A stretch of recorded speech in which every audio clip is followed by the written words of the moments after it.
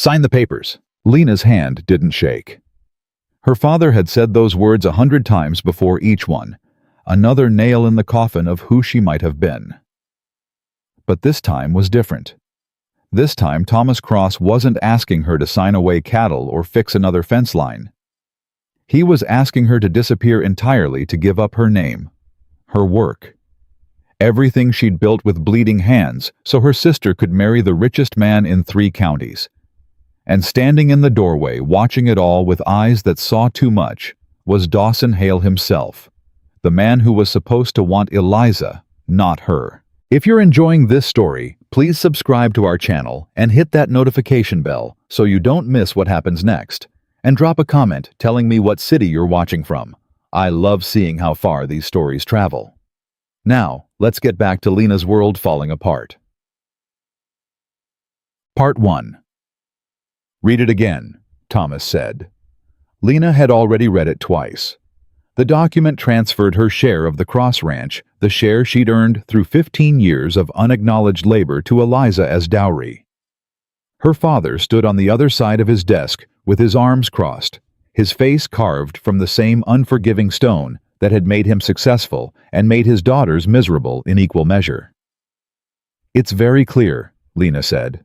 "Then sign it." "I haven't said I would." The temperature in the room dropped 10 degrees.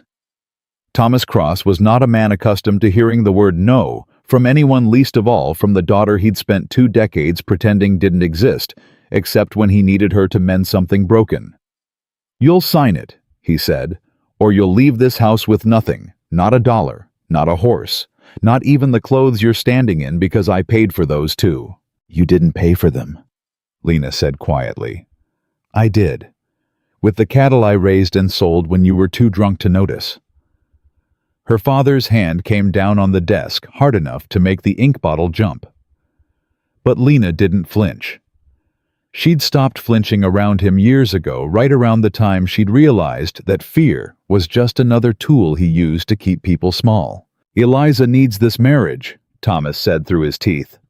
"The Hale family won't take her without proper settlement.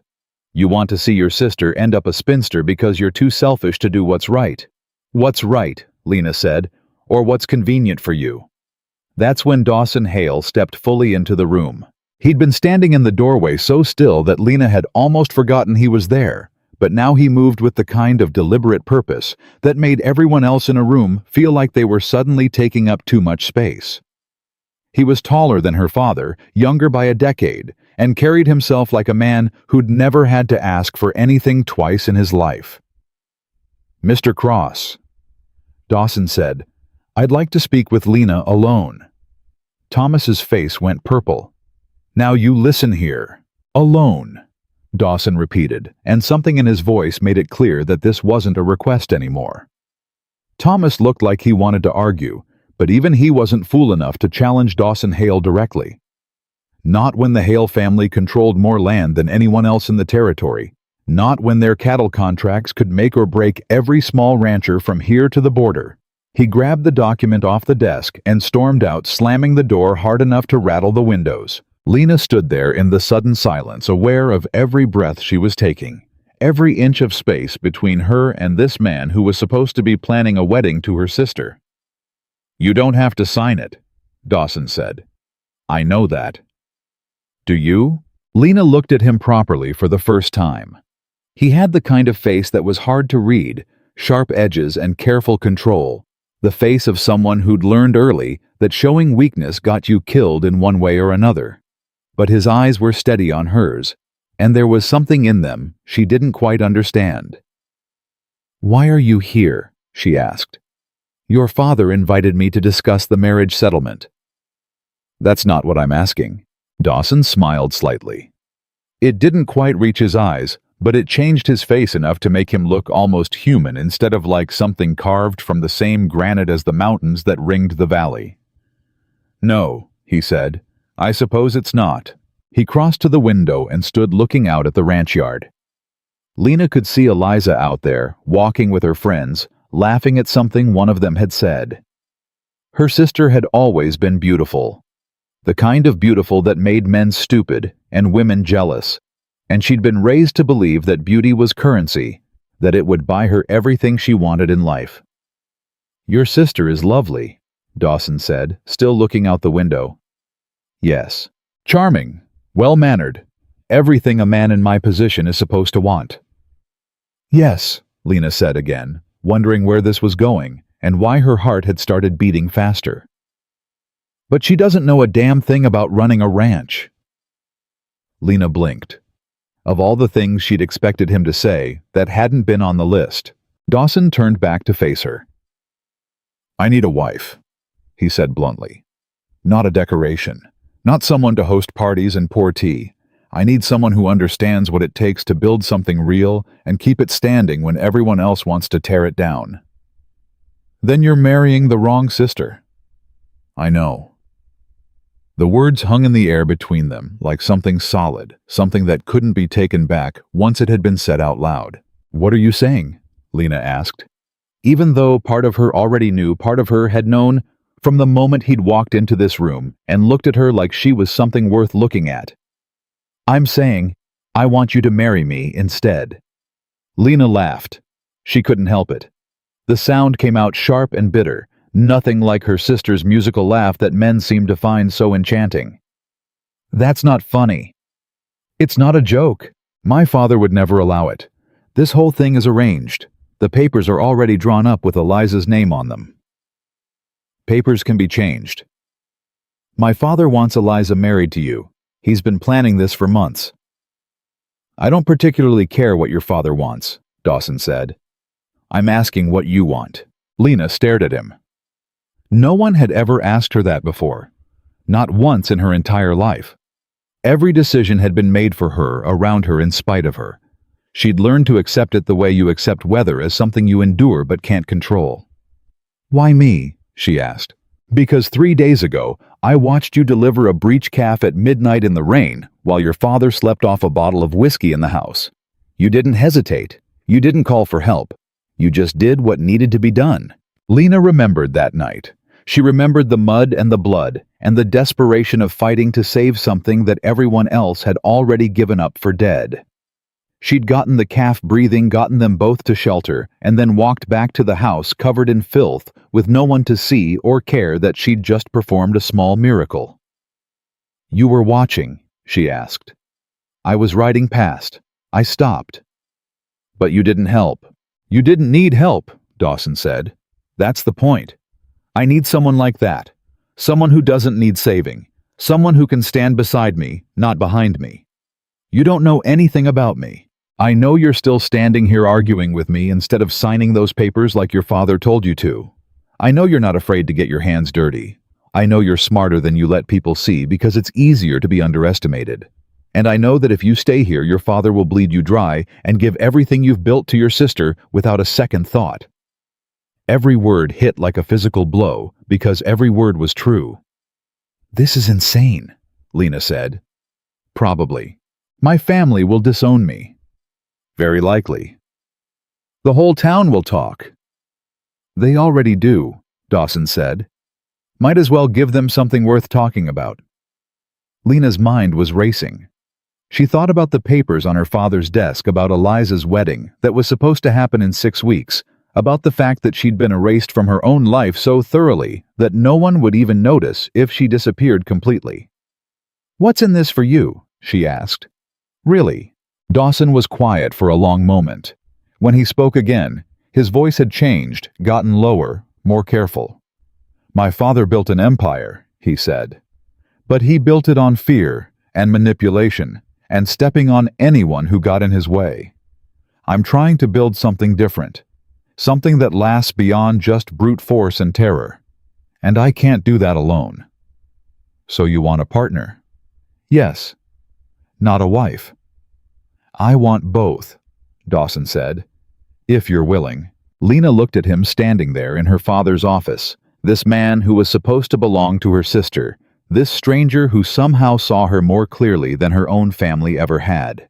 She thought about all the years she'd spent invisible, all the work she'd done that would never be acknowledged, all the dreams she'd stopped having because dreaming hurt too much when nothing ever changed. "If I say yes," she said slowly, I want it in writing, a real partnership, not just pretty words that disappear the minute it's convenient for you to forget them. Dawson's smile this time did reach his eyes. Done. And I want... Lena stopped trying to find the courage to ask for what she really wanted. What? Dawson asked. Tell me.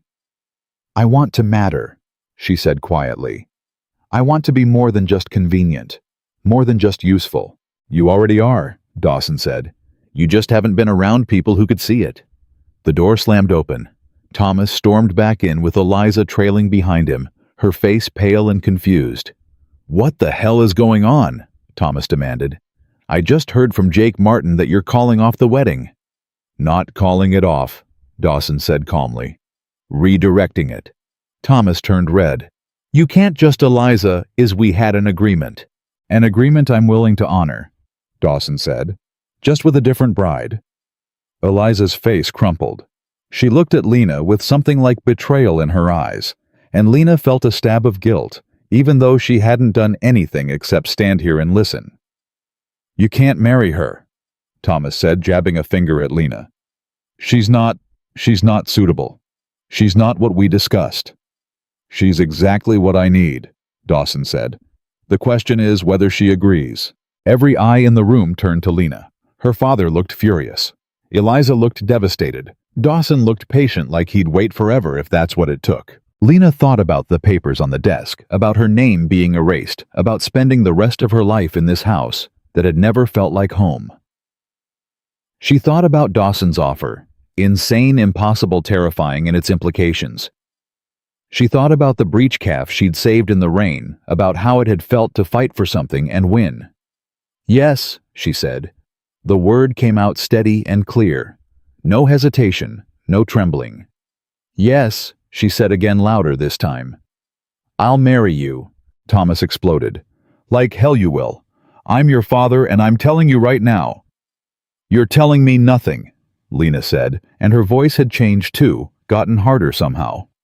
You stopped being my father the day you decided I was only worth what I could do for you. I'm leaving. You walk out that door and you're dead to me, Thomas said. You understand, dead to this family. You'll never set foot on this ranch again. Lena looked at him and felt nothing. No fear, no sadness, just a strange, weightless freedom. Then I guess I'm dead, she said. She walked to the door. Dawson followed. Behind them, Eliza started crying, and Thomas was shouting something about betrayal and ingratitude, but it all seemed far away now, like something happening to someone else. Outside, the sun was setting over the mountains, painting everything gold and red. Lena stopped on the porch steps, breathing in the evening air, feeling like she was tasting it for the first time. You need to pack, Dawson asked. Lena thought about her room upstairs, the narrow bed, the few dresses, the books she'd bought with money she'd hidden from her father. She thought about the 15 years of her life she'd spent in that house. No, she said. There's nothing in there I want to keep. Dawson nodded, like this made perfect sense.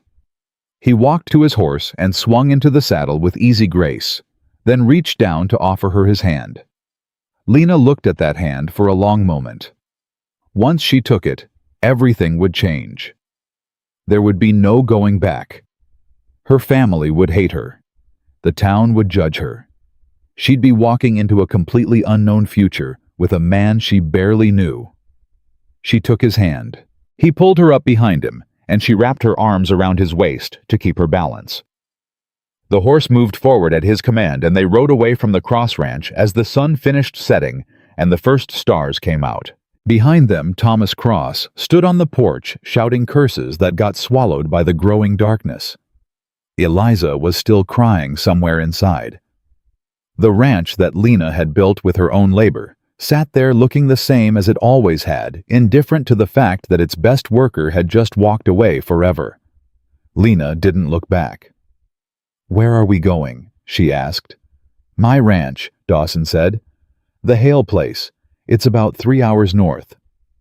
What's it like? Big, complicated, full of people who are going to be very surprised to meet you. Is your father there? Yes. Dawson's voice had gone carefully neutral. Victor Hale. He's not an easy man. Neither is mine, Lena said. I think I can handle it. Dawson laughed quietly. Yes, he said. I think you can too. They rode in silence for a while, following the road north as the night deepened around them. Lena had never been this far from home before. Everything was unfamiliar, the shape of the hills, the smell of the air, even the stars looked different somehow. Are you afraid? Dawson asked. Lena thought about it honestly. Yes, she said, but I've been afraid before. It never stopped me from doing what needed to be done. Good, Dawson said. Because where we're going, you're going to need that. They crested a hill, and Lena saw lights in the distance. A sprawling ranch house, bigger than anything she'd ever seen, surrounded by outbuildings and corrals that seemed to go on forever. The Hale Empire built on cattle and land, and the kind of ruthless ambition that crushed anyone who got in its way. Lena tightened her grip on Dawson's waist. She'd just burned down her entire life for this, for a chance at something different, something more. She'd walked away from everything familiar for a man who'd seen her save a calf in the rain, and decided she was worth more than her beautiful sister. Now, she had to prove he was right. The horse carried them down the hill toward the lights, toward the unknown future waiting there in the darkness. Lena didn't know what would happen next. She didn't know if she could survive in this new world she'd just stepped into. She didn't know if Dawson's promise of partnership was real, or just another pretty lie designed to keep her useful. But she knew one thing with absolute certainty: she was done being invisible. She was done being the daughter no one chose. She was done letting other people decide what her life was worth. Whatever came next, she'd face it standing up. The Hale ranch house grew larger as they approached its windows, glowing with warm light that spilled out into the yard. Lena could see figures moving inside shadows of people who had no idea their world was about to change. Dawson guided the horse to the main house and dismounted, then helped Lena down. Her legs felt strange after the long ride, but she forced herself to stand steady. The front door opened. A man stepped out, older than Dawson, with the same sharp features, but harder carved deeper by time, and whatever choices he'd made along the way. This had to be Victor Hale. He looked at Lena, then at Dawson, then back at Lena. Well, Victor said slowly, this isn't Eliza Cross. No, sir, Dawson said. This is Lena Cross, my fiancée. Victor's eyebrows went up. For a long moment, he just stared at them both, his expression unreadable. Then unexpectedly, he started to laugh, a rough barking sound that had very little humor in it. You brought home the wrong sister, Victor said. Do you have any idea what kind of hell is about to rain down on us? Thomas Cross is going to lose his mind.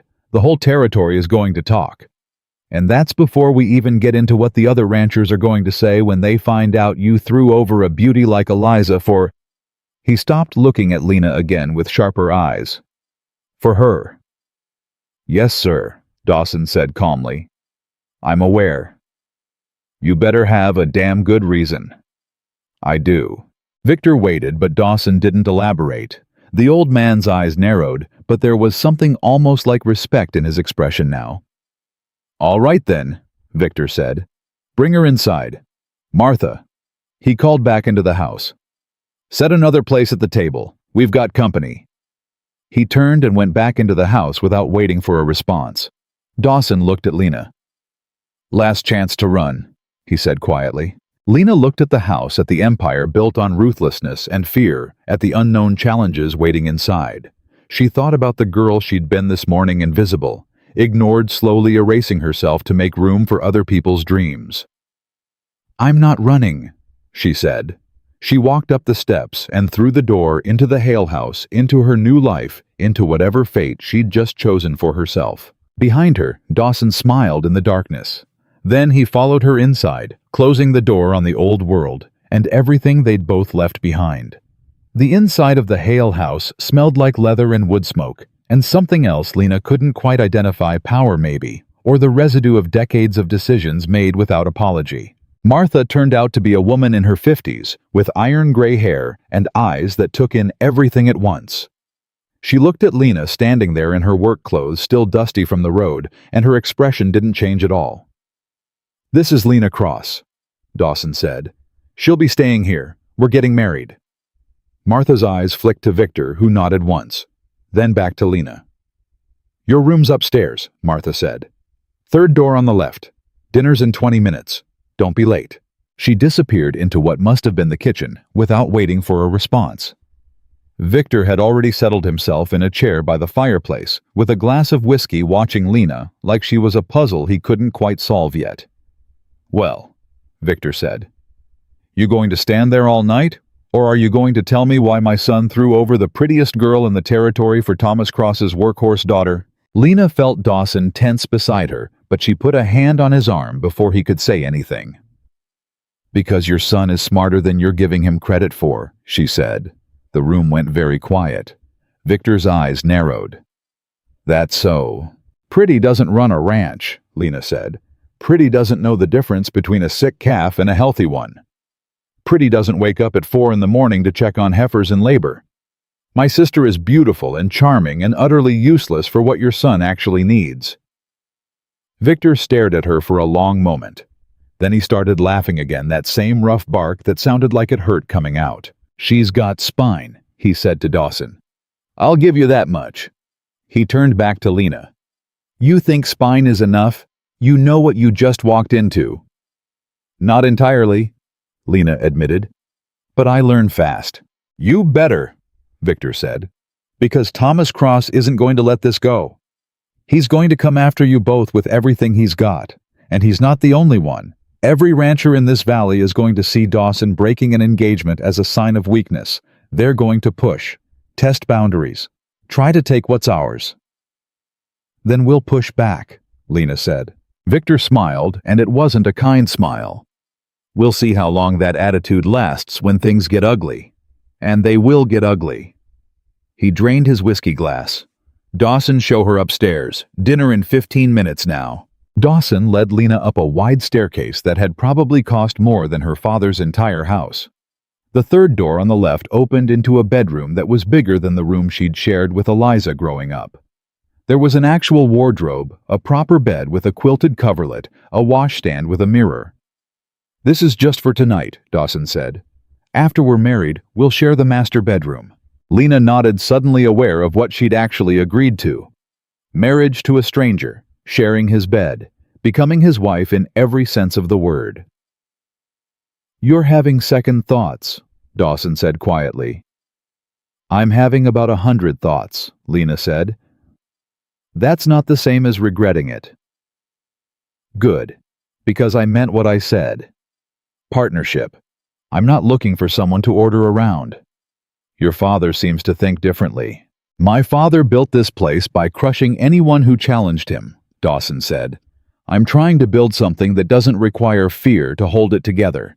That's why I need you. You don't even know if I can do what you think I can do." "Yes, I do," Dawson said. "You delivered that calf. You stood up to your father. You just told Victor Hale to his face that he was underestimating me. You're exactly what I need." There was a knock on the doorframe. Martha stood there with an armful of clothes. "These belong to Dawson's mother," she said. "They might fit you. Can't have you coming to dinner looking like you just mucked out stables." She set the clothes on the bed and left without waiting for thanks. Lena looked at the dresses, simple but well made, the kind of practical clothing a ranchwoman would actually wear. "Your mother?" Lena asked. "She died when I was 12, Dawson said. "Fever. Victor never remarried, never even looked at another woman after she was gone. He loved her. More than anything," Dawson said. "It's the only soft spot he's got left." He left Lena alone to change. She washed quickly and put on one of the dresses, a deep blue cotton that fit reasonably well. When she looked in the mirror, she barely recognized herself, not because she looked different, but because for the first time in her life, she looked like someone who mattered. Dinner was tense. Victor sat at the head of the table, Dawson on his right, Lena on his left. Martha served beef and potatoes and vegetables from what must have been an enormous garden, and for a few minutes the only sound was silverware on plates. "So," Victor said finally, "what's your plan?" Dawson looked up. "For what?" "For handling the shitstorm that's about to hit. Thomas Cross isn't going to take this lying down. Neither will the Williams family. They've been pushing to buy our southern pasture for 6 months, and they're going to see this as their chance to force the issue. And then there's the Brennan brothers, who've been waiting for any excuse to start trouble. We handle it the same way we handle everything else," Dawson said. "We hold our ground." "That's not a plan, that's a platitude." Lena set down her fork. "What if we didn't just defend? What if we went on the offensive?" Both men looked at her. "Explain," Victor said. "The Williams family wants the southern pasture because it's got the best water access in the valley," Lena said. "They need it because their own land is drying up. Instead of selling it to them, what if we offered to share the water? Set up an agreement that gives them access in exchange for something you need." "We don't need anything from the Williams family," Victor said. "You need allies," Lena said. "Right now, every other rancher in this territory sees the Hale Ranch as competition. They're all waiting for you to show weakness so they can take what's yours. But if you started working with them instead of against them, you'd be building something they can't tear down." Victor's expression was unreadable. "That's not how my father built this place." "No," Lena said. "But it's how you keep it standing for another generation." Dawson was looking at her with something like wonder in his eyes. Victor just sat there, turning his whiskey glass in his hand. "You've been here 2 hours," Victor said, "and you're already trying to rebuild the empire." "You asked for a plan," Lena said. "I'm giving you one." Victor laughed again, but this time it sounded almost genuine. "All right, I'll think about it. But first, you're going to have to survive meeting the Brennan brothers tomorrow." "Why are we meeting them?" Dawson asked sharply. "Because I set up a meeting 3 weeks ago to discuss grazing rights on the Eastern Range. I'm not canceling just because you decided to get yourself a new fiancé." "The Brennan brothers are going to see Lena as a vulnerability," Dawson said. "Then she better prove them wrong," Victor said. He looked at Lena. "They're going to try to rattle you, get under your skin, make you lose your temper. If you do, they'll use it against us. They'll spread the word that Dawson married a woman who can't handle pressure." "I can handle pressure," Lena said. "We'll find out tomorrow," Victor said. After dinner, Dawson walked Lena back upstairs. At her door he paused. "My father is testing you," he said. "The Brennan meeting, the questions at dinner, it's all a test." "I know." "If you want to back out—" "I don't," Lena said firmly. "I told you, I'm done running from things." Dawson smiled. "Get some sleep. Tomorrow's going to be difficult." But Lena couldn't sleep. She lay in the unfamiliar bed staring at the ceiling, thinking about everything that had happened. 24 hours ago, she'd been invisible. Now she was engaged to one of the most powerful men in the territory, and about to walk into a confrontation with people who would see her as weakness personified. Sometime around midnight, she got up and went downstairs. The house was quiet, everyone else asleep. She found her way to the kitchen and was surprised to discover Martha sitting at the table with a cup of tea. "Can't sleep?" Martha asked. "Too much thinking," Lena said. Martha gestured to the chair across from her. Lena sat. For a while, neither of them spoke. "You know what you're doing?" Martha asked finally. "No," Lena admitted. "But I never have. I just do what needs to be done and hope it works out." Martha smiled slightly. "You remind me of her. Dawson's mother, Catherine. She came here the same way you did, sudden, unexpected, everyone thinking Victor was making a terrible mistake." "What happened?" "She proved them all wrong," Martha said. "Ran this ranch as well as Victor did. Better in some ways. She had a way of seeing what people needed before they knew it themselves." She looked at Lena over her teacup. "Victor's been impossible since she died. Meaner, harder. Dawson's trying to be different, but he's got his father's blood in him. He needs someone who can see the difference between strength and cruelty." "You think I can do that?" "I think you're going to have to," Martha said. "Because if you can't, this whole place is going to eat you alive." The next morning came too early. Lena dressed in another of Catherine's dresses, braided her hair back the way she always did for work, and went downstairs to find Dawson and Victor already waiting. "The Brennan brothers will be here in an hour," Victor said without preamble. "They're bringing their foreman Jack Carson. He's the real problem, smart, vicious, and he's been looking for a way to undermine us for years." "What do they want?" Lena asked. "Access to the eastern range for their cattle," Dawson said. "It's good grazing land, and they know it. They've been trying to bully us into giving them favorable terms. Are you going to—" "Hell no," Victor said. "But we need to make them think we might just to keep them from causing trouble elsewhere." The Brennan brothers arrived exactly on time, two big men with hard faces and harder eyes. Their foreman Jack Carson was smaller but meaner, with the look of someone who enjoyed other people's pain just a little too much. They all gathered in Victor's office. The Brennan brothers took the chairs across from Victor's desk. Carson stood behind them, his eyes moving, constantly cataloging everything. When his gaze landed on Lena, it stopped.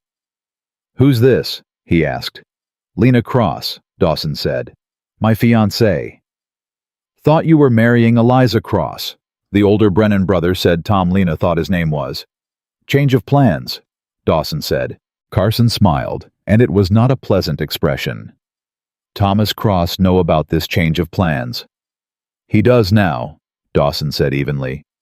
"Bet that went over well," Carson said. "Bet he's madder than hell. Bet he's already talking to the other ranchers about what kind of man breaks his word like that." "We're not here to discuss my personal life," Dawson said. "We're here to discuss grazing rights." "Oh, I think your personal life is very relevant," Carson said. He looked at Lena again. "See, when a man makes decisions with his dick instead of his head, it tells you something about his judgment, makes you wonder what other stupid choices he might make." Dawson stood up so fast his chair fell over. Victor put a hand on his arm. "Careful, Jack," Victor said quietly. "You're in my house." "Just making an observation," Carson said, still smiling. "No offense meant to the lady." Lena had been sitting quietly through all of this, but now she spoke. "None taken," she said calmly. "I'm sure Mr. Carson knows all about making poor choices. How's that land fraud case working out? The one where you tried to forge deed transfers for the Mackenzie property?" Carson's smile disappeared. "That case was dismissed, because the Mackenzie family couldn't afford to keep fighting in court," Lena said. "Not because you were innocent. Everyone knows you did it. Everyone knows you're a cheat." The room had gone very still. Carson's face had turned an ugly red. "You better watch your mouth, girl." "Or what?" Lena asked. "You'll try to intimidate me the way you intimidated the Mackenzies. I'm not scared of you, Mr. Carson, and neither should anyone else be." Tom Brennan cleared his throat. "Maybe we should get back to business." But Carson wasn't done. "You think you're clever? You think you can come in here and start throwing accusations around? You're nothing. You're Thomas Cross's spare daughter, the one he couldn't even give away until Dawson got desperate enough to take you." "If I'm nothing," Lena said, "why are you so worried about what I just said?" Victor made a sound that might have been a laugh. Even Dawson looked impressed. Carson glared at her, but he didn't have a good answer. The older Brennan brother Tom shot him a warning look. "Let's talk about the Eastern Range," Tom said. "We're willing to pay fair market rate for seasonal access. 6 months, April through September." "Fair market rate," Victor said. "Or what you think you can bully us into accepting." "We're not here to bully anyone," Tom's younger brother said. He was the quieter one, but his eyes were sharp. "We're here to negotiate." "Then negotiate," Dawson said. "What are you actually offering?" What followed was an hour of careful verbal sparring, each side testing the other, looking for weakness. Lena mostly listened, learning how these kinds of discussions worked, seeing the patterns underneath the words. Carson kept throwing in subtle digs, trying to provoke a reaction, but everyone else ignored him.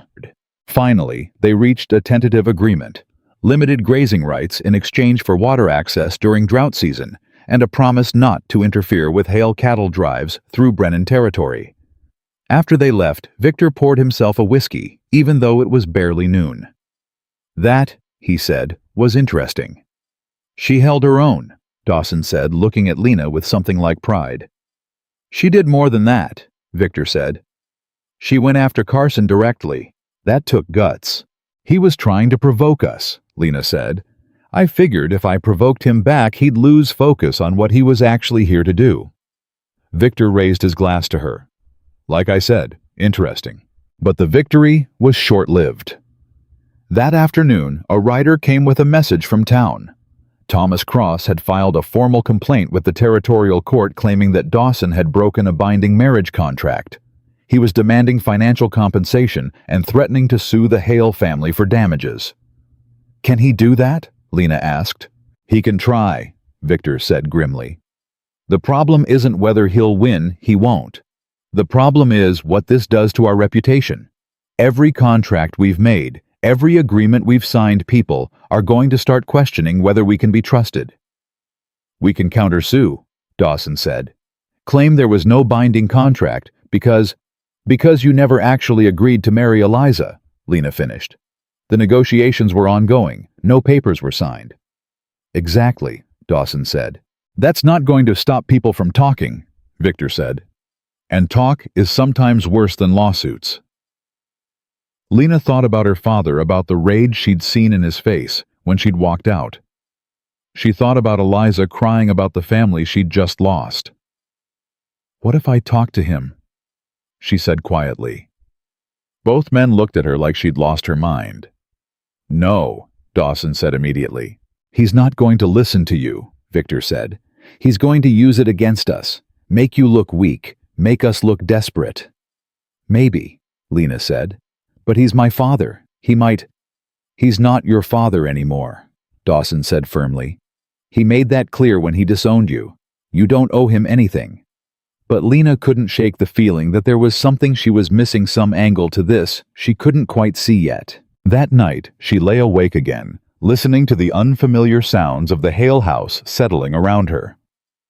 Somewhere downstairs, she could hear Victor and Dawson arguing in low voices. Outside, the wind was picking up, bringing the smell of rain. She thought about everything that had happened in the past 2 days.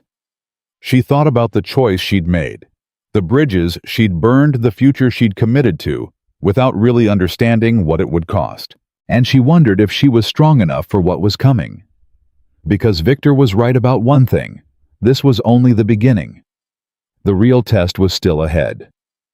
The answer came 3 days later, but not from the direction Lena expected. She was in the stables checking on a mare with a swollen hock when Martha found her. Victor wants to see you, Martha said. In his office. Now. Lena wiped her hands on her skirt and followed. When she entered the office, Victor was standing at the window with his back to her. Dawson was there too, his face tight with anger. Sit down, Victor said without turning around. Lena sat. The silence stretched out, deliberate and uncomfortable. Your father, Victor said finally, has made a very interesting move. What kind of move? He's allied himself with Richard Williams and the Brennan brothers. They've formed what they're calling a cattlemen's association. Claims it's about mutual protection and fair business practices. Victor turned to face her. What it actually is a group of ranchers who've decided the Hale family has too much power, and they're going to break us. Lena felt her stomach drop. When did this happen? The papers were filed this morning, Dawson said. They're planning a meeting next week, inviting every rancher in the territory except us. They're trying to isolate us, Lena said quietly. Smart girl, Victor said, but there was no warmth in it. Which brings me to my question. Did you know your father was planning this? The accusation hung in the air like smoke. No, Lena said. You sure about that? Because the timing is awfully convenient. You show up here, we get distracted with the engagement, and suddenly your father has time to build a coalition against us. I didn't know, Lena said, forcing herself to stay calm, even though her heart was racing. But I'm not surprised.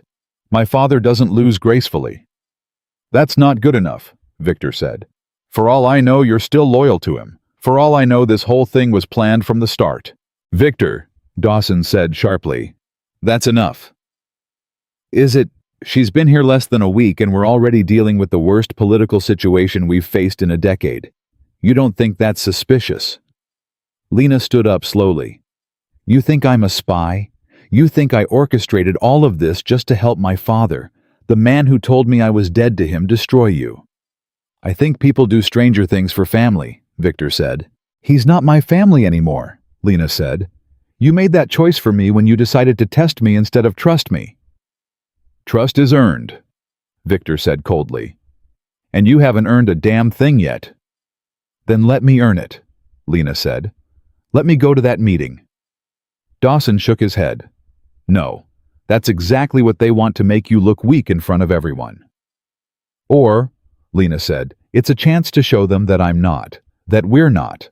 Victor studied her with those sharp, calculating eyes. What are you proposing? I go to the meeting, I listen, and when they start talking about how the Hale family can't be trusted, I tell them the truth. Which truth? Victor asked. That my son broke an engagement because he liked the look of you better. That's not going to win us any allies. No, Lena said. I tell them that the engagement to Eliza was never finalized, that there was no contract, that my father is lying about the whole thing to save face and gain power. They'll call you a liar, Dawson said. Let them, Lena said. I can prove it. There were no signed documents, no witnesses to any binding agreement. My father can't produce evidence that doesn't exist. Victor's expression shifted slightly. That might work, if you can pull it off without falling apart when they come after you. I won't fall apart, Lena said. We'll see, Victor said. The meeting is in 4 days. If you're going to do this, you better prepare yourself for the worst they can throw at you. Those 4 days were brutal. Victor drilled her relentlessly on every aspect of ranch law, every precedent, every argument her father might use. He deliberately insulted her, provoked her, tried to make her lose her temper. You're weak, he said during one session. You don't have the backbone for this. You're going to walk in there and fold the minute someone challenges you. I'm still standing here, aren't I? Lena shot back. Standing here in my office is different from standing in front of 20 ranchers who all think you're a whore who seduced my son away from your prettier sister. Lena's hands clenched into fists, but she kept her voice level. Let them think what they want. I know what I am. Do you? Victor leaned forward. Because from where I'm sitting, you're a desperate girl who took the first escape route offered and is now in way over her head. From where I'm sitting, Lena said, you're a bitter old man who's so afraid of losing control that you're willing to destroy anyone who might actually help you keep it. The room went silent. Dawson looked like he wanted to intervene, but didn't quite dare. Then Victor smiled. Actually smiled. Good, he said. That's what you need. That fire. Don't lose it when the pressure's on. The night before the meeting, Lena couldn't sleep again. She went downstairs and found Dawson sitting alone in the dark drinking whiskey. You should be sleeping, he said. So should you. He poured her a glass without asking if she wanted one. Lena took it and sat down across from him. My father is going to try to break you tomorrow, Dawson said quietly. Not just discredit you, actually break you, make you so small that no one will ever take you seriously again. I know. And you're still going? Yes. Dawson looked at her in the dim light. Why, you could stay here. Let me handle this. Let Victor handle this. Because if I do that, Lena said, I'll never be anything more than your wife. I'll never be a partner. I'll always be the woman you had to protect. There's no shame in needing protection. There is when you're trying to prove you don't need it, Lena said. I didn't leave my father's house just to hide in yours. Dawson was quiet for a long moment. Then he said, What if they destroy you anyway? What if you go in there and give it everything you've got and they still tear you apart? Then at least I'll know I tried, Lena said. At least I'll know I stood up instead of hiding. The meeting was held in the largest building in town, a warehouse that usually stored grain, but had been cleared out for the occasion. When Lena arrived with Dawson and Victor, 20 ranchers were already there, including her father. Thomas Cross looked at her like she was something he'd scraped off his boot. The meeting was called to order by Richard Williams, a silver-haired man with the kind of smooth confidence that came from never having to fight for anything in his life. "Gentleman," Williams said, "we're here to discuss the future of fair ranching practices in this territory.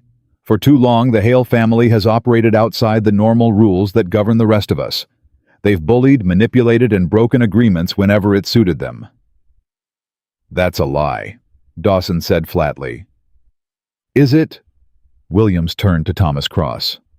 "Mr. Cross, would you care to explain what happened with your family's arrangement with the Hales?" Thomas stood up slowly. Lena had never seen him look so righteous, so certain of his ground. "My daughter Eliza was promised to Dawson Hale," Thomas said. "Negotiations were completed, terms were agreed upon, and then, with no warning and no explanation, Dawson decided he wanted my other daughter instead. He broke his word, humiliated my family, and made a mockery of the principles that are supposed to govern how we do business with each other." Murmurs of agreement rippled through the room. "That's not what happened," Lena said, standing up. Every eye in the room turned to her. She could feel the weight of their judgment, their assumptions about who she was and why she was there. "Then tell us," Williams said smoothly. "What did happen?" "There was no agreement," Lena said. "No contract was ever signed. No terms were finalized.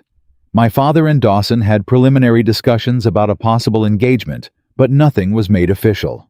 "That's a lie," Thomas said. "We had an understanding." "An understanding isn't a contract," Lena said. "And you know it. If you had actual proof of a binding agreement, you would have brought it. You would have shown it to everyone here. But you can't, because it doesn't exist." "You're calling your own father a liar," someone called out from the back of the room. "I'm saying he's desperate," Lena said. "He wanted Eliza married to the Hale family so badly that he was willing to sign away my share of our ranch to make it happen. When that plan fell apart, he couldn't admit that maybe, just maybe, his daughter wasn't what Dawson needed. So instead, he created this story about broken promises and betrayal." "Why should we believe you?" another rancher asked. "Because I have nothing to gain from lying," Lena said. "My father disowned me. I'm dead to my family. I'm not here defending the Hales because I have to. I'm here because what my father is trying to do is wrong." Thomas's face had gone purple. "You ungrateful—" "Careful," Victor said quietly, and something in his voice made Thomas stop. But Jack Carson, the Brennan foreman, wasn't done. "Let's say you're telling the truth about the contract," Carson said, standing up. "Let's say there was no formal agreement. That doesn't change the fact that the Hale family operates by different rules than everyone else. They take what they want and crush anyone who gets in their way." "Like you tried to take the Mackenzie property?" Lena asked. Carson's expression darkened. "That case was dismissed." "Because the Mackenzies couldn't afford to fight you in court," Lena said. "Everyone in this room knows it. Everyone knows you forged those deed transfers and got away with it because you had money and they didn't." "You don't know what you're talking about," Carson said, but his voice had gotten higher, defensive. "Don't I?" Lena looked around the room. "How many of you have been pressured by the Brennan brothers? How many of you have had to make deals you didn't want to make because they threatened you? And now you're all sitting here acting like the Hale family is the problem." "The Hale family is the problem," Williams said. "They control too much land, too many contracts, too much power." "Then break that power the right way," Lena said. "Form your association, set up fair practices, create rules that everyone has to follow. But don't do it by spreading lies about broken contracts. Don't do it by letting people like Jack Carson hide their own crimes behind righteous speeches about fairness." "You think you're so smart," Carson said, moving toward her. "You think you can come in here and—" Dawson was on his feet, instantly putting himself between Carson and Lena. "Don't," he said quietly. "Don't even think about it." For a moment, the room balanced on the edge of violence. Then Tom Brennan stood up. "That's enough," Tom said. "We're here to talk, not fight." "Are we?" Lena asked. "Because it seems to me like you're all here to attack the Hale family without actually examining your own behavior. You want to talk about fair practices. Fine, let's talk about how the Williams family has been dumping waste upstream from everyone else's water supply. Let's talk about how the Brennan brothers have been running cattle through other people's land without permission. Let's talk about all the ways you've bent the rules when it suited you. The room erupted in shouts. Williams was on his feet. Tom Brennan was arguing with someone, and Thomas Cross was trying to talk over everyone. Victor stood up, and his voice cut through the chaos like a knife. Quiet. Everyone stopped. My future daughter-in-law has made some valid points, Victor said. You all want to form an association to protect yourselves from us. Go ahead. But if you're going to do it honestly. Don't hide behind Thomas Cross's wounded pride and pretend this is about broken contracts. Face us straight on, and we'll deal with you straight on. And if we don't, Williams asked. Then we'll fight, Victor said simply. And you all know how that will end. It wasn't quite a threat. It wasn't quite a promise. It was just a statement of fact delivered with absolute certainty. The meeting broke up shortly after that, with nothing really resolved but the lines clearly drawn. As people filed out, Lena caught sight of her father. He was staring at her with an expression she couldn't quite read, rage maybe, or something worse. You're going to regret this, Thomas said as he walked past. You're going to regret choosing them over your own blood. You stopped being my blood when you tried to erase me, Lena said quietly. Thomas didn't answer.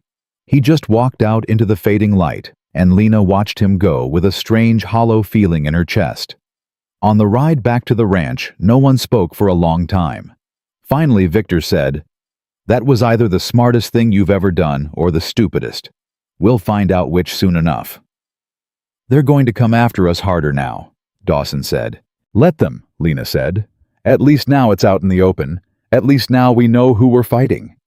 But that night, lying in bed, Lena couldn't shake the feeling that she'd missed something important.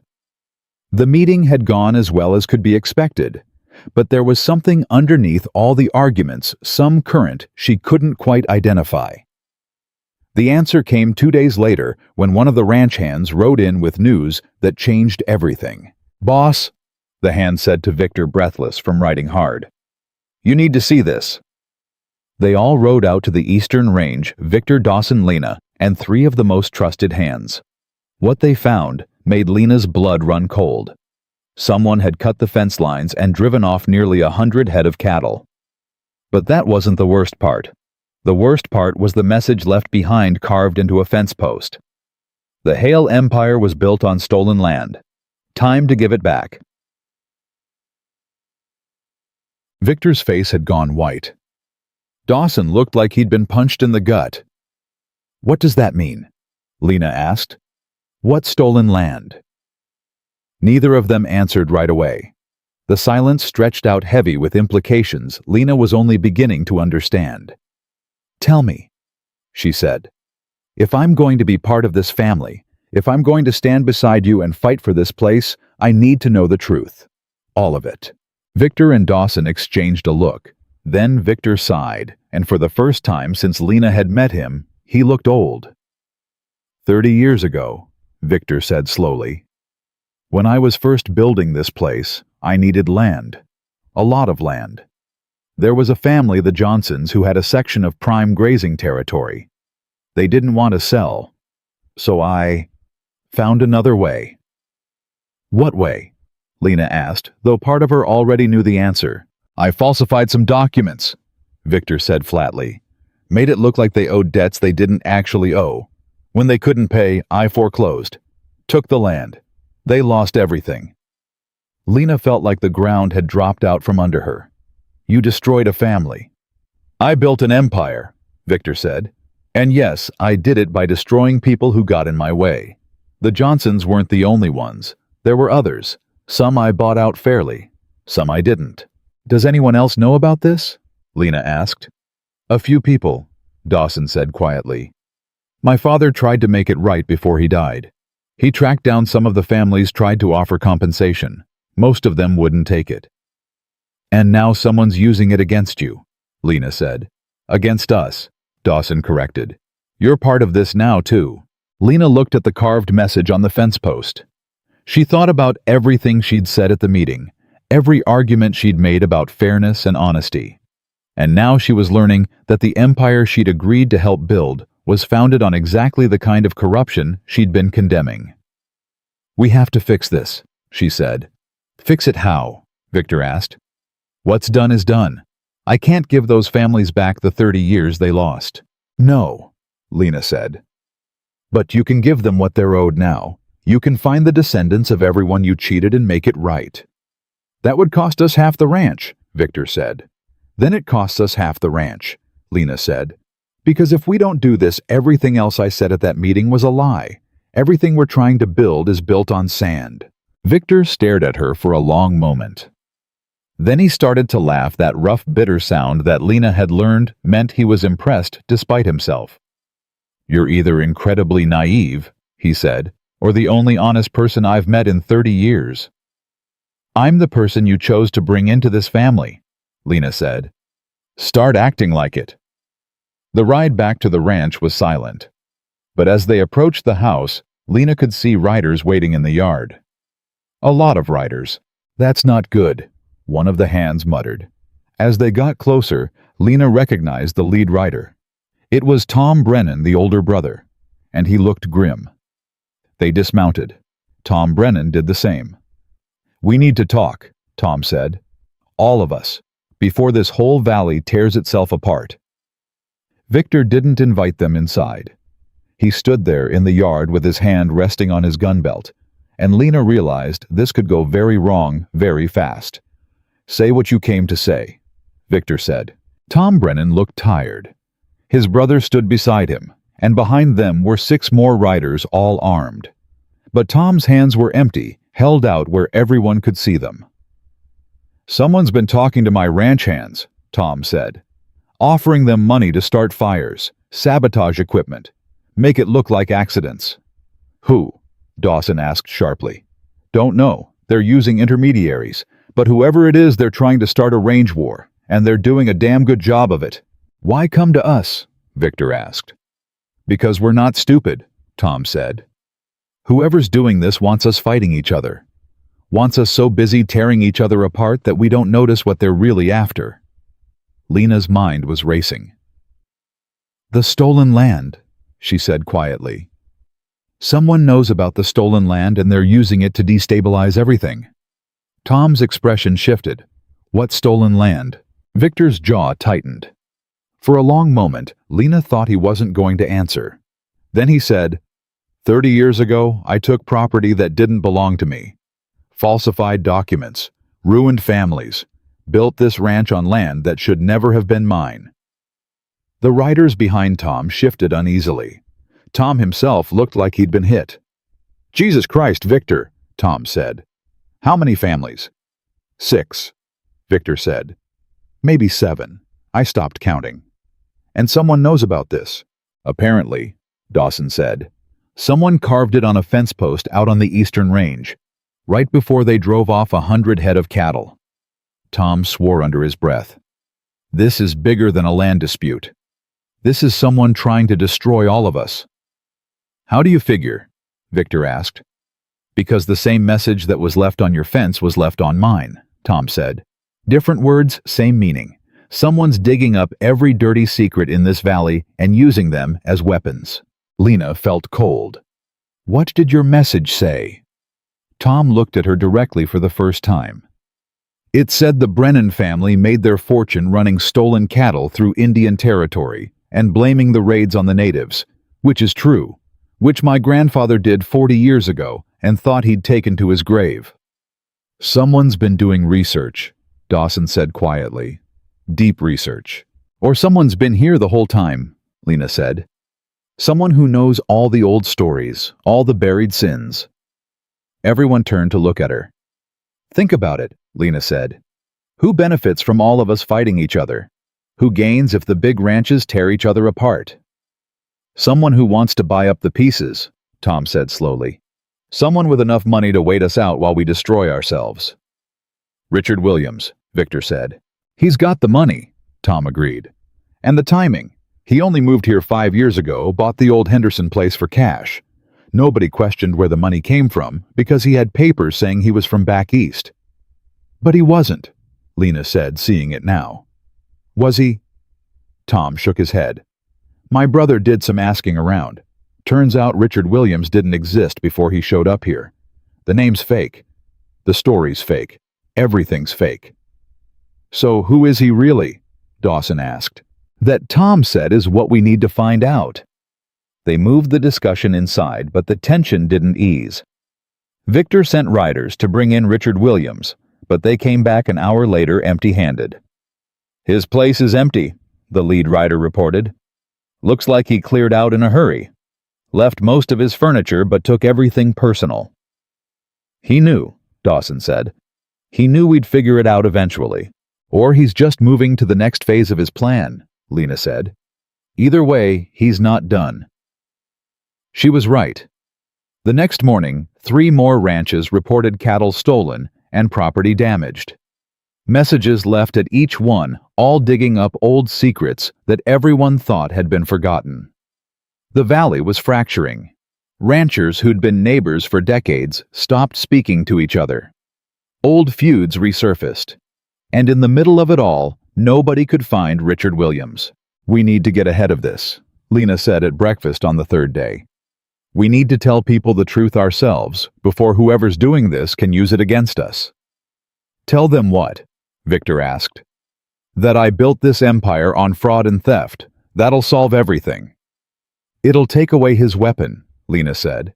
He's using secrets as leverage. If there are no secrets, there's no leverage. She's right, Tom Brennan said.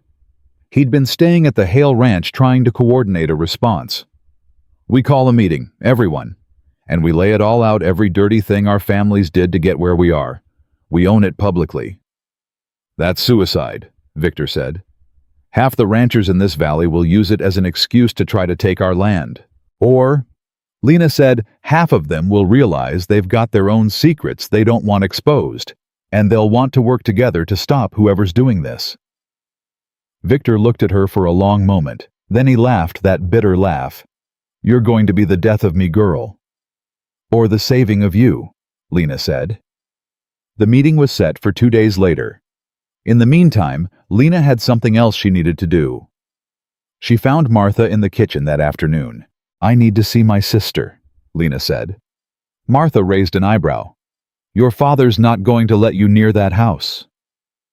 I'm not asking permission, Lena said, but I need help getting a message to Eliza, privately. Martha studied her face, then she nodded. I know someone who works in the Cross household. I'll see what I can arrange. The message came back that night. Eliza would meet Lena in town the next morning at the church where nobody would see them. Lena rode in alone. Dawson had wanted to come with her, but she'd insisted on going by herself. This was something she needed to do without the Hale family standing behind her. Eliza was already waiting when Lena arrived. She looked thinner than she had 2 weeks ago, paler. Her beautiful face was drawn with exhaustion. You shouldn't have come, Eliza said. Father will kill you if he finds out. Let him try, Lena said. She sat down in the pew next to her sister. Are you all right? Eliza laughed, but there was no humor in it. Am I all right? You stole my fiancé, destroyed our family's reputation, and now you want to know if I'm all right? I didn't steal anything, Lena said quietly. There was no engagement, you know that. I know Father's version and I know yours, Eliza said, and I don't know which one to believe anymore. Believe mine, Lena said, because I've never lied to you, not once in our entire lives. Eliza was quiet for a long moment. Then she said, Did you really want him, or did you just want to escape? Both, Lena admitted. But wanting to escape doesn't make the choice wrong. You know what Father is. You know what he would have done to you if you'd married into the Hale family. He would have used me, Eliza said, the way he's always used both of us. Yes, Lena said. And I'm sorry I left you there alone. But Eliza, I need to know something. Is Father involved in this? Involved in what? Someone's been sabotaging ranches, stealing cattle, leaving messages about old crimes. Is father part of it? Eliza's face went pale. I don't know, but he's been meeting with people, late at night, men I don't recognize. And he's got money suddenly, a lot of money. I don't know where it came from. Lena's stomach dropped. Who are the men? I don't know their names, but one of them. Eliza stopped biting her lip. What?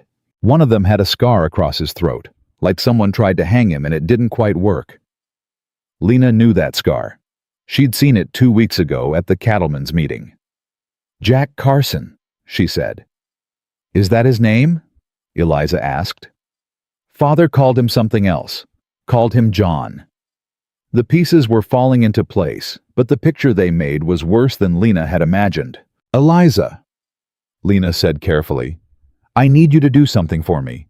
I need you to find out what Father's planning. What he and this Carson are planning together. He won't tell me anything, Eliza said. He barely speaks to me anymore, except to tell me how I've failed him by not being married yet. Then listen, Lena said. When they talk, listen to what they say. Write it down if you can, and get it to Martha at the Hale Ranch. Eliza looked frightened. If Father catches me, then you leave, Lena said firmly. You come to the Hale Ranch and you stay there.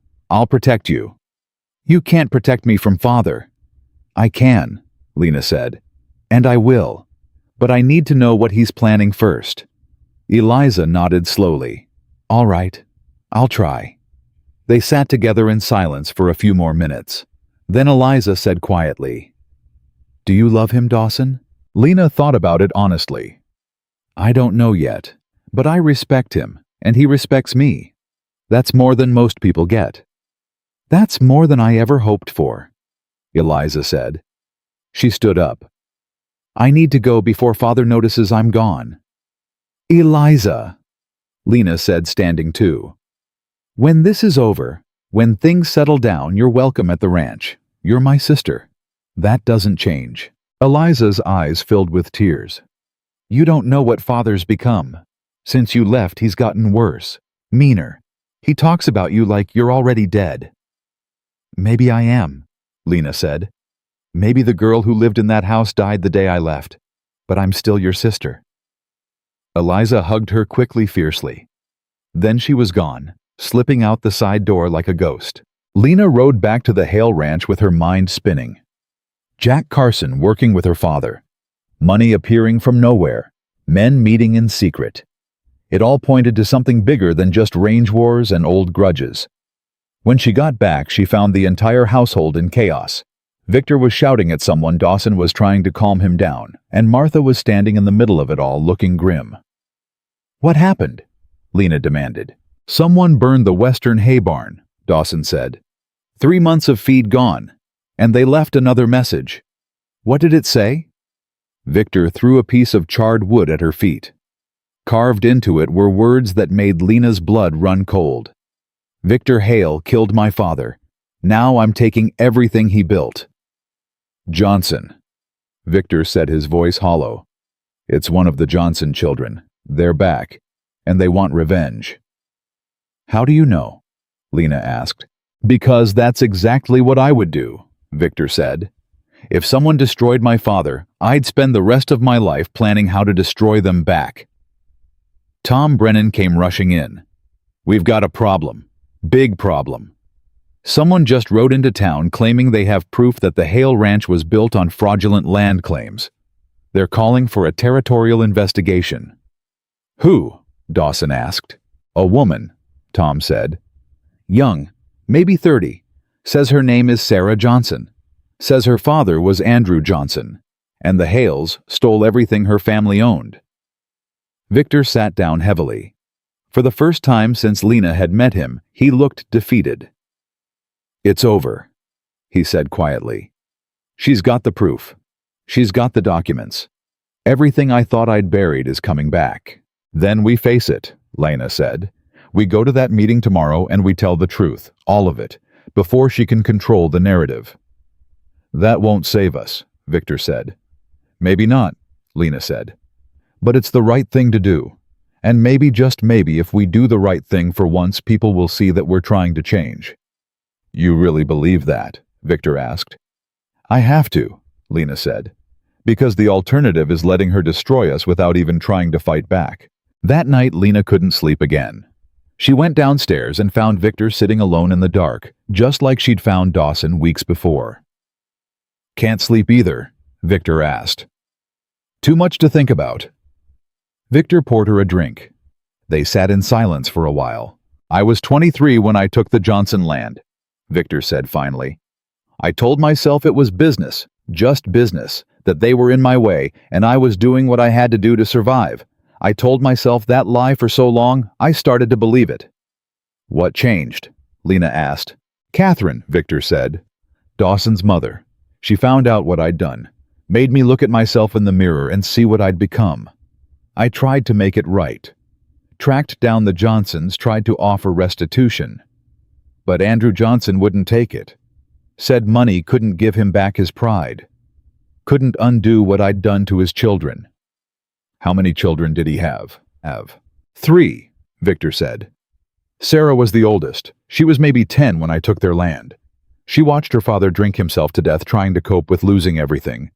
And now she's back. And I don't blame her." "Do you want to give up?" Lena asked quietly. Victor looked at her. "Part of me does. Part of me thinks I deserve whatever's coming. And the other part wants to fight," Victor said. "Wants to prove that I can be better than what I was. That this empire can become something worth keeping instead of something built on other people's ruin." "Then fight," Lena said. "Tomorrow we tell everyone the truth. We offer to make restitution to every family you hurt. We build something new on top of the old foundation." "That's going to cost us everything," Victor said. "Then it costs us everything," Lena said. "But at least we'll be able to live with ourselves." Victor smiled slightly. "You sound like Catherine. She would have liked you." The meeting the next day was even bigger than the last one. Every rancher in the territory showed up along with half the town. They crammed into the warehouse standing room, only all of them waiting to see what would happen. Sarah Johnson was there standing at the front with a leather satchel full of documents. She was tall and thin, with her father's eyes, and when she looked at Victor, there was nothing but cold hatred in her expression. Richard Williams was there too, Lena realized with a shock. Sitting in the back, watching everything with a satisfied smile. Victor stood up. The room went quiet. The room went. "Most of you know me," Victor said. "You know my reputation. You know I built the Hale Ranch into the biggest operation in this territory. What you don't know is how I did it." He paused, and Lena could see how hard this was for him, how much it cost him to stand there and confess. 30 years ago, Victor continued, I falsified land documents to steal property from the Johnson family. I ruined them, destroyed them, and I didn't stop there. Over the years, I've bent the law, broken contracts, and crushed anyone who got in my way. I built an empire on other people's suffering." The room erupted in shouts. Sarah Johnson was standing now, her face triumphant. Richard Williams was leaning forward, hungry. "But," Victor said, raising his voice over the chaos, "I'm here today to make it right. Every family I wronged, every piece of land I took illegally, I'm prepared to return it or compensate for it, starting with the Johnsons." Sarah's expression shifted from triumph to confusion. "I don't want your money," she said. "I want justice." "Then take it," Victor said. "Take the land back. Take everything that should have been your father's. I won't fight you in court. I won't contest your claim. It's yours." The room went silent. This was not what anyone had expected. "You think that fixes anything?" Sarah asked, her voice shaking. "You think giving back what you stole erases what you did to my family?" "No," Victor said quietly. "It doesn't. Nothing can do that. But it's all I can offer." Richard Williams stood up. "This is very touching," Williams said, his voice dripping with sarcasm. "But I'm afraid it's too late for redemption. You see, I've already filed claims on half the Hale property. Legal claims based on unpaid debts and broken contracts. By the time the courts sort through all of it, the Hale Ranch will be bankrupt." Lena felt her stomach drop. This was the real plan. This was what Williams had been working toward all along. "Who are you really?" Lena asked, standing up. "Because you're not Richard Williams. That name's fake. Everything about you is fake." Williams smiled. "Smart girl. My real name is Daniel Carson. Jack Carson is my brother. And 30 years ago the Hale family destroyed my father's ranch with the same tactics Victor just confessed to using on the Johnsons." The pieces clicked into place. Jack Carson wasn't just a foreman. He was part of a decades-long revenge plot. "You've been planning this for years," Dawson said. 27 years, Daniel said. "Since I was 15 years old and watched my father put a gun in his mouth because Victor Hale took everything we had. I've been patient. I've been careful. And now it's finally paying off." "You're destroying innocent people," Lena said. "People who had nothing to do with what Victor did. Collateral damage," Daniel said with a shrug. "Besides, there are no innocent people here. Every rancher in this room has dirty secrets. I've just been kind enough to expose them." Tom Brennan stood up. "You're the one who's been sabotaging ranches, stealing cattle, trying to start a range war." "Guilty?" Daniel said cheerfully. "And it worked beautifully. You're all so busy fighting each other that nobody noticed me buying up debt and filing legal claims. By next month, I'll own half this valley." "Not if we stop you," Lena said. Daniel laughed. "With what your stellar reputation, your unified front. Look around, Mrs. Hale. This valley is broken, and I'm the one who broke it." But Lena was looking around, and what she saw wasn't what Daniel thought she saw. She saw Sarah Johnson staring at Daniel with dawning horror. She saw Tom Brennan and his brother exchanging looks. She saw ranchers who'd been ready to tear each other apart, starting to realize they'd been manipulated. "You're wrong," Lena said quietly. "You didn't break us. You just showed us what we were already broken. But broken things can be fixed, if people are willing to do the work." She turned to Sarah Johnson. "Your father was destroyed by Victor's greed. I can't change that. But if you help us stop this man, if you help us build something better than what our parents left us, maybe we can make sure it never happens to anyone else." Sarah looked at her for a long moment. Then she looked at the documents in her hands. Then at Daniel Carson, who was starting to look less confident. "What are you proposing?" Sarah asked. "A partnership," Lena said. "Not revenge, not restitution. Something new. We pool our resources, share the land, build something that benefits everyone instead of just the people at the top." "That's insane," someone called out. "Probably," Lena agreed. "But what's the alternative? We keep doing things the old way. We keep stepping on each other until someone like Daniel Carson comes along and destroys us all."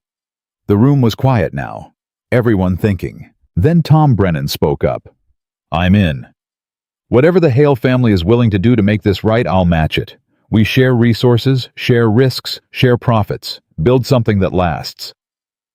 One by one, other ranchers started standing. Not all of them, but enough. Daniel Carson's face had gone red. "This doesn't change anything. I still have the legal claims. I still have—" "You have fraud," Sarah Johnson said, cutting him off. She was looking through the documents in her satchel, pulling out papers. "These debt claims, half of them are falsified. You did exactly what Victor Hale did 30 years ago. You're no better than him."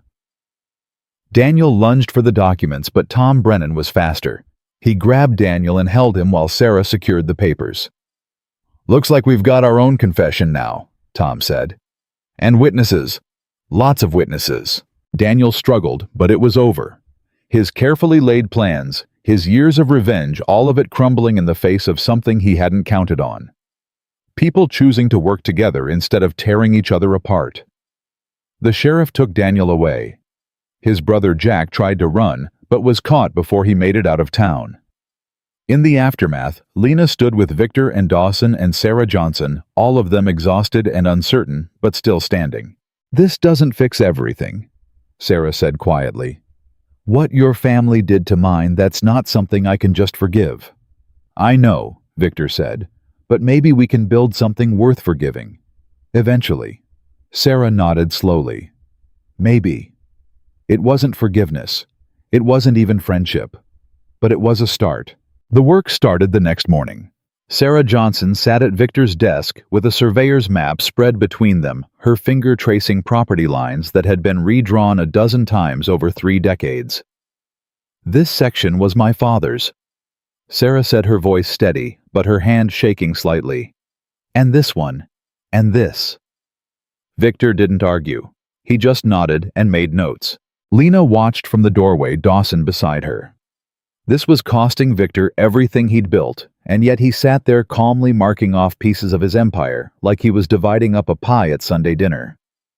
He's going to give it all away, Dawson said quietly. No, Lena said.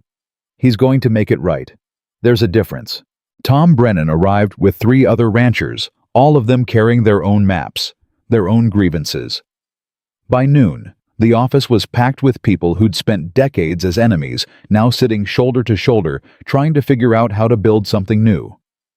It was Martha who finally cut through the chaos. "You're all talking about land," she said from the kitchen doorway. "But nobody's talking about water. You can divide up every acre in this valley, but if you don't figure out water rights, you'll be fighting again by summer." She was right. The conversation shifted, became more complicated, more heated. Someone suggested a rotating schedule. Someone else proposed a shared reservoir system. Voices got louder, arguments started building. "Stop," Lena said, and something in her voice made everyone turn. "We're doing this wrong. We're still thinking like competitors instead of partners. What if we didn't divide the water at all? What if we pooled it?" "That's impossible," one of the ranchers said. "You can't just—" "Why not?" Lena interrupted. "We pool the land into a cooperative. We share resources, share labor, share profits based on what each family contributes. Nobody owns everything. Nobody gets left with nothing." The room went quiet. "That's radical," Sarah Johnson said slowly. "That's not how ranching works." "It's not how ranching has worked," Lena said. "But maybe it's how it should work. Maybe the old way is what got us into this mess in the first place." Victor leaned back in his chair studying her. Then he started to laugh. "You're proposing we destroy the whole system," he said. "I'm proposing we build a better one," Lena corrected. "It'll never work," someone said. "People are too selfish, too greedy." "Then we'll fail," Lena said. "But at least we'll fail trying to do something right instead of succeeding at doing something wrong." Tom Brennan stood up. "I'm in. Whatever happens, I'm in." One by one, others agreed. Not everyone. Some ranchers walked out unwilling to give up the old ways, but enough stayed. Enough believed. They worked through the afternoon mapping out a system that had never been tried before. Equal shares, equal votes, equal responsibility. It was messy and complicated and probably insane, but it was also something new. Something that didn't require crushing other people to survive. Lena was writing up the preliminary agreement when the door burst open. One of the Cross Ranch hands stood there breathing hard. "Miss Lena," he gasped. "Your sister sent me. She says you need to come now. Your father's something's wrong. She's scared." Lena's blood went cold. "What happened?" "I don't know. She just gave me this." He handed over a crumpled piece of paper. Lena unfolded it. Eliza's handwriting shaky and rushed. "Father knows I've been passing information. He's locked me in my room. He says if I betrayed him, I'm no daughter of his. Please come. I'm afraid of what he'll do." Dawson was already moving. "I'll get horses." "No," Victor said sharply. "Thomas is waiting for you to come. This is a trap." "I don't care," Lena said. "She's my sister." "Then we all go," Victor said, standing up. "And we go prepared for trouble." They rode out 20 minutes later. Lena Dawson, Victor Tom Brennan, and 6 armed ranch hands. The Cross Ranch looked quiet, as they approached too quiet for mid-afternoon when there should have been workers everywhere. "Where is everyone?" Dawson asked. Thomas sent them away. The cross hand who'd brought the message said, Told them to take the day off. It's just him and Miss Eliza in the house. Victor swore. Definitely a trap. But Lena was already dismounting. Eliza, she called.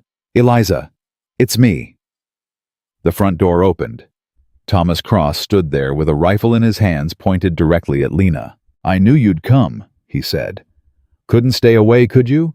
Had to come running the minute your precious sister cried for help. Where is she? Lena demanded. Safe, Thomas said. For now. But that depends entirely on what happens in the next few minutes. Put the gun down, Thomas. Victor said, his own hand moving toward his weapon. Don't, Thomas said, swinging the rifle toward Victor. Don't even think about it. I've got nothing left to lose. You've already taken everything. We haven't taken anything, Lena said. You did this to yourself. I did this. Thomas laughed bitterly. I raised you. I fed you. I gave you a roof over your head. And the minute something better came along, you threw me away like I was nothing. You threw me away first, Lena said. Every day of my life you made it clear I was worth less than nothing to you. So yes, when someone offered me a choice, I took it. And I'd do it again. Thomas's face went purple. You ungrateful. A window shattered on the second floor. Eliza's voice. Lena, he's going to... The gunshot cut her off. Thomas had fired into the air, but the message was clear. Next one goes through the door to her room, Thomas said. Unless you do exactly what I say. What do you want? Dawson asked, his voice deadly calm. I want my daughter back, Thomas said, looking at Lena. I want you to publicly renounce this marriage. I want you to admit you were wrong.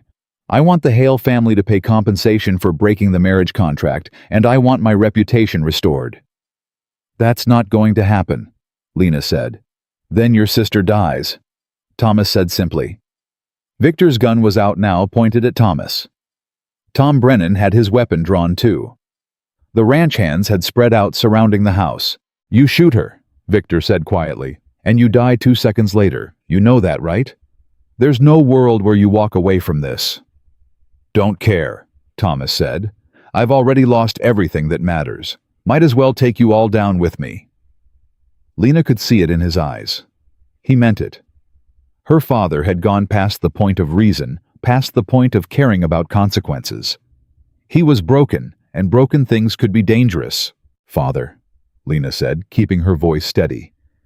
Listen to me. You don't want to do this. You're angry, I understand that. But killing Eliza won't fix anything. Neither will letting you get away with betraying your family, Thomas said. I didn't betray our family, Lena said. I saved myself from it. There's a difference. Not to me, Thomas said. Lena took a step forward. Dawson grabbed her arm, but she shook him off. If you want someone to blame, Lena said, blame me. Let Eliza go and take me instead. I'm the one who left. I'm the one who chose Dawson over you. Let her go, and we'll talk about what you want. Lena, no, Dawson said. But Thomas was considering it. Lena could see the calculation in his eyes. You come inside, Thomas said. Alone, unarmed. And everyone else backs away from the house. Then maybe I let Eliza go. Don't do it, Victor said. He'll kill you both. Maybe, Lena said. But if I don't try, he'll definitely kill her. She walked toward the house, her hands raised, showing she had no weapon. Behind her, she could hear Dawson arguing with Victor, but she didn't stop. She climbed the porch steps and stood in front of her father. I'm here, she said. Let her go. Thomas grabbed her arm and yanked her inside, slamming the door behind them. In the sudden dimness of the house she'd grown up in, Lena felt a wave of old fear wash over her, but she pushed it down. Where is she? Lena asked. Upstairs, locked in her room like I said. Thomas was sweating, his hands shaking slightly on the rifle. You really think I'm going to hurt her? She's my daughter. So was I, Lena said. And you threw me away without a second thought. You left, Thomas said. You chose to leave. Because you gave me no reason to stay, Lena said. Because you made it clear every single day that I was worthless, that I only mattered when I was useful to you. I gave you a home, Thomas said. I gave you purpose. That should have been enough. It wasn't, Lena said simply. And it never would be, because what you were offering wasn't love, it was ownership. And I'm not something you can own. Thomas's expression crumpled. For a moment he looked old and lost and broken. What am I supposed to do now? He asked, and his voice had gone quiet, almost childlike. My daughters are gone. My reputation is destroyed. Everything I worked for is falling apart. You could start over, Lena said gently. You could let go of the anger and the pride and just start over.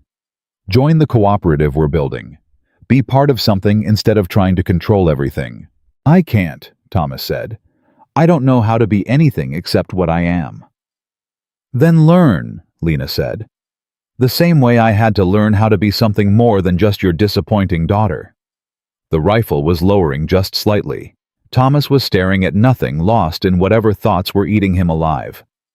That's when Eliza came down the stairs. Lena's eyes widened. Her sister wasn't supposed to be free. The door was supposed to be locked. It was never locked, Eliza said quietly, seeing Lena's expression. He just told me it was, said I couldn't leave, and I believed him, because I always believe him when he says I can't do something. She looked at their father. Thomas was staring at her like he was seeing a ghost. You could have walked out at any time, he asked. Yes, Eliza said, but I was too scared of what you'd do, too scared of disappointing you again, too scared to be like Lena and just leave. So why now? Thomas asked. Because I'm tired, Eliza said. I'm tired of being afraid. I'm tired of waiting for permission to have my own life. I'm tired of being the good daughter while Lena gets called the bad one, when really she's just the brave one. Thomas sat down heavily on the stairs. The rifle clattered to the floor. He wasn't crying, but his face had gone slack empty. I've lost you both, he said. I've lost everything. You lost us a long time ago, Lena said. You just didn't notice because we were still standing here. Outside, someone was shouting. Dawson's voice demanding to know what was happening. Victor's voice telling him to wait. What happens now? Eliza asked quietly. Lena looked at her father sitting there on the stairs, defeated and broken. She thought about all the years of anger she'd carried, all the hurt and resentment. And she felt it start to drain away, not because he deserved forgiveness, but because holding on to it was like carrying poison. Now, Lena said, we leave, both of us. And Father decides what kind of man he wants to be from here on out. She walked to the door and opened it. Dawson was there, immediately checking her for injuries, pulling her into his arms. I'm fine, Lena said. We're both fine. Eliza came out behind her, squinting in the bright afternoon sun. Tom Brennan stepped forward, offering his hand to help her down the steps. Thank you, Eliza said quietly. Victor was watching the house, his gun still drawn. Thomas coming out. I don't know, Lena said honestly. I don't think he knows what he's doing anymore. They waited. After a long moment, Thomas appeared in the doorway. He looked smaller, somehow diminished. The rifle was gone, left somewhere inside. I'm not asking for forgiveness, Thomas said. I don't deserve it. But I want you both to know I did love you. I just didn't know how to show it except by trying to control everything, by trying to make you into what I thought you should be, instead of seeing what you already were. Lena nodded. It wasn't enough. It would never be enough. But it was something. The cooperative we're building, Victor said carefully. There's a place in it for anyone who's willing to work. That includes you, Thomas, if you can let go of the need to be in charge of everything. Thomas looked at him for a long moment. I'll think about it. It was more than Lena had expected. They rode back to the Hale Ranch as the sun was setting, Eliza riding double with Lena. Her sister was quiet, processing everything that had happened. Where will I go? Eliza asked finally. You'll stay with us, Lena said, for as long as you need. I don't know how to be like you, Eliza said. Strong and brave and— You are like me, Lena interrupted. You just proved it. You could have stayed in that room. You could have waited for someone to rescue you.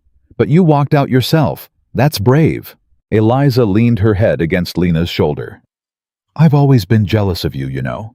Even when I was supposed to be the pretty one, the favored one. I was jealous because you never needed anyone's approval. You just did what needed to be done. I needed approval, Lena admitted. I just never got it, so I had to learn to live without it. You're going to learn too. It just takes time. The weeks that followed were a blur of activity. The cooperative began to take shape, legal documents drawn up, land shares allocated, water rights negotiated. It was messy and complicated and occasionally descended into shouting matches, but slowly and possibly, it started to work. Sarah Johnson proved to be a natural mediator, able to see all sides of an argument and find the common ground. Tom Brennan brought organizational skills that nobody had expected. Even Thomas Cross eventually showed up at a meeting, sitting in the back and listening without saying a word. And Lena found herself at the center of it all, not because she'd sought power, but because people trusted her judgment. They'd seen her stand up to her father. They'd seen her challenge the old ways. They'd seen her choose what was right over what was easy. Victor's health began to fail in late summer. The doctor said it was his heart, worn out from decades of stress and whiskey, and the weight of choices he could never quite escape. He called Lena to his room one afternoon when Dawson was out checking fence lines. I want you to promise me something, Victor said. His voice was weak, but his eyes were still sharp. What? Lena asked. Don't let Dawson turn into me, Victor said. Don't let him think power is the same thing as strength. Don't let him forget that the people who work for us are people, not tools. He won't, Lena said. He's better than that. You raised him better than that. Victor smiled slightly. Catherine raised him better than that. I just tried not to ruin what she built. He reached out and took Lena's hand. You remind me of her. Same fire. Same refusal to accept things just because that's how they've always been. Thank you, Lena said quietly. Take care of him, Victor said. Take care of this place. Make it into something worth keeping. I will, Lena promised. Victor died 2 days later, quietly in his sleep. The funeral was the largest the valley had ever seen, not because Victor had been loved, but because he'd been respected. And because in the end, he'd tried to make things right. Lena stood beside Dawson at the graveside, watching them lower the coffin into the ground. She thought about the empire Victor had built and the cooperative they were transforming it into. She thought about how sometimes the hardest thing was admitting you were wrong and trying to do better. After the funeral, the cooperative members gathered at the Hale Ranch, which was now officially the valley's shared headquarters. They voted on the first major decision, what to name their organization. The Cattlemen's Cooperative, someone suggested. Too exclusive, Sarah said. We've got women working here too. The Valley Partnership, another voice offered. The New Way Alliance. They debated for an hour. Finally, Eliza, who'd been sitting quietly through all of it, spoke up. What about just the Valley? She said. No qualifiers, no limitations. Just us working together trying to build something that lasts. The vote was unanimous. That night, Lena stood on the porch looking out at the land that had cost so many people so much. Dawson came up behind her, wrapping his arms around her waist. You did it, he said quietly. You changed everything. We did it, Lena corrected. All of us together. My father was right about you, Dawson said. You're exactly what this place needed. What I needed. Lena turned to face him. Do you ever regret it? Choosing me instead of Eliza? Not once, Dawson said. Eliza is beautiful and kind, and she's going to make someone very happy someday. But you're my partner, my equal, the person who makes me want to be better than I am. He kissed her, and Lena felt something settle in her chest, something that felt like coming home. I love you. She said the words coming easier than she'd expected, "I love you too," Dawson said. "I think I have since I watched you deliver that calf in the rain and realized you were exactly the kind of stubborn I needed in my life." They were married the following spring in a ceremony that was equal parts wedding and cooperative meeting. Sarah Johnson stood as one of Lena's attendants. Tom Brennan served as Dawson's best man. Even Thomas Cross attended, sitting in the back with an expression that might have been pride or might have been regret. The valley flourished. Within a year, they doubled their collective profits by sharing resources and eliminating competition. Within 2 years, other regions were sending representatives to learn about their model. Within 3 years, they'd become proof that the old ways of ranching built on power and control and stepping on anyone weaker weren't the only ways. Lena gave birth to a daughter the following winter, a red-faced, squalling thing that came into the world fighting. They named her Catherine after Dawson's mother. "She's got your stubbornness," Dawson said, watching his wife nurse their daughter. "Good," Lena said. "She's going to need it." Because Lena knew that what they'd built was fragile. It required constant work, constant vigilance, constant choosing to do the hard right thing instead of the easy wrong thing. But it was worth it. Every single day, it was worth it. She looked at her daughter and thought about the girl. She'd been invisible, underestimated, written off as the daughter who didn't matter. She thought about the choice she'd made to leave to risk everything for the chance at something better. And she thought about the woman she'd become, a leader, a partner, a mother, someone who'd proven that worth wasn't something given by family or position or beauty. Worth was something you built with your own hands, your own choices, your own refusal to accept that things couldn't change. Eliza married Tom Brennan's younger brother the following spring, a quiet man who loved her gentleness and never tried to change her. Thomas Cross eventually joined the Valley, officially working in the background, never quite able to let go of his bitterness, but also never quite able to destroy what his daughters had helped build. Years later, when people told the story of how the Valley came to be, they always started the same way, with a girl. No one chose who chose herself instead. A girl who walked away from everything familiar for the chance to become something more. A girl who transformed an empire built on cruelty into a partnership built on respect. Lena Cross Hale, they called her. The woman who changed everything. And she had. Not by being perfect, not by always knowing the right answer, but by refusing to accept that the way things had always been was the way things had to stay. By standing up when it would have been easier to stay silent. By choosing partnership over power, collaboration over control, truth over comfortable lies. The girl no one wanted became the woman everyone needed, and in doing so, she proved that sometimes the most overlooked person in the room is exactly the person who will change the world.